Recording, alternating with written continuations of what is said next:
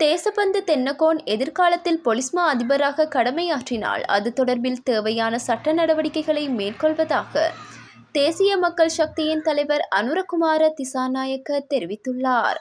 பதில் பொலிஸ்மா அதிபர் நியமனம் தொடர்பில் இடம்பெற்ற ஊடகவியலாளர் சந்திப்பில் தெரிவித்த கருத்து தொடர்பில் பாராளுமன்ற உறுப்பினர் அனுரகுமார திசாநாயக்க மேற்கூறியவாறு தெரிவித்தார். நாயை குளிப்பாட்டுவதற்கு அழைத்துச் செல்வது போல் இந்த ஜனாதிபதி இந்த தேர்தலை வழிநடத்துகிறார். குறிப்பாக தேர்தலை சந்திக்காமல் தனது இருப்பை எப்படி பலப்படுத்துவது என்று பல்வேறு சந்தர்ப்பங்களில் அவர் முயற்சி செய்து வந்தார். சமூகத்தில் குழப்பத்தை ஏற்படுத்தும் வகையில் இந்த பொலிஸ்மா அதிபர் நியமனத்தை தவிர்த்து வந்தார். மேலும் இன்று பொலிஸ்மா அதிபர் நியமிக்கப்பட மாட்டார் என்றும் பதவி வெற்றிடமில்லை என்றும் கூறுகின்றனர். தினேஷ் குணவர்த்தன பாராளுமன்றத்தில் நீண்ட விளக்கம் அளிக்கவுள்ளார்.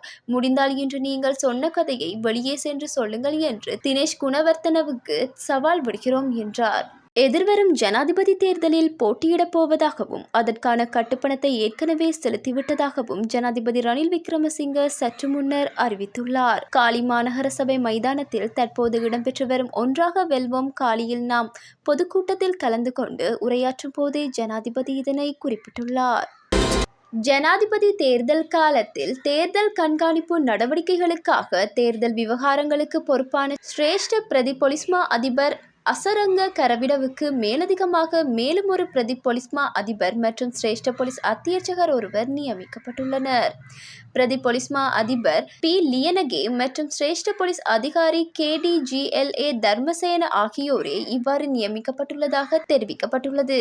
தற்போது போலீஸ் தலைமையகத்தில் தேர்தல் விவகாரங்களுக்காக விசேட பிரிவு ஒன்று ஸ்தாபிக்கப்பட்டுள்ள நிலையில் நேற்றைய தினம் குறித்த பிரிவிற்கு பொறுப்பதிகாரி ஒருவரும் நியமிக்கப்பட்டுள்ளமை குறிப்பிடத்தக்கது. இலங்கை வரலாற்றில் முதல் தடவையாக பிரபல தமிழ் நடிகரான தர்ஷன் தர்மராஜின் பெயர் வீதியொன்றிற்கு சூட்டப்பட்டுள்ளது. காலஞ்சென்ற தர்ஷன் தர்மராஜின் பிறப்பிடமான இறக்குவானையில் உள்ள வீதியொன்றிற்கே அவரது பெயர் சூட்டப்பட்டுள்ளது. தர்ஷன் தர்மராஜின் வீட்டிற்கு செல்லும் வீதிக்கே இந்த பெயர் சூட்டப்பட்டுள்ளது. இந்நிலையில் தர்ஷன் தர்மராஜின் பெயர் சூட்டப்பட்ட வீதியின் பெயர் பலகை திறப்பு நிகழ்வு வெகு விமர்சையாக இடம்பெற்றது. நிகழ்வில் அரசியல்வாதிகள், குடும்ப உறுப்பினர்கள், நண்பர்கள், பிரதேச மக்கள் என பலரும் கலந்து கொண்டனர். அதேவேளை இலங்கையில் தமிழ் நடிகர் ஒருவரின் பெயர் முதல் தடவையாக வீதியொன்றிற்கு சூட்டப்படுகின்றமை குறிப்பிடத்தக்கது. யாழ்ப்பாணம் மானிப்பாய் பகுதியில் இடம்பெற்ற விபத்தில் குடும்ப பெண் உயிரிழந்த சம்பவத்துடன் தொடர்புடைய மேலும் 2 கைது செய்யப்பட்டுள்ளனர்.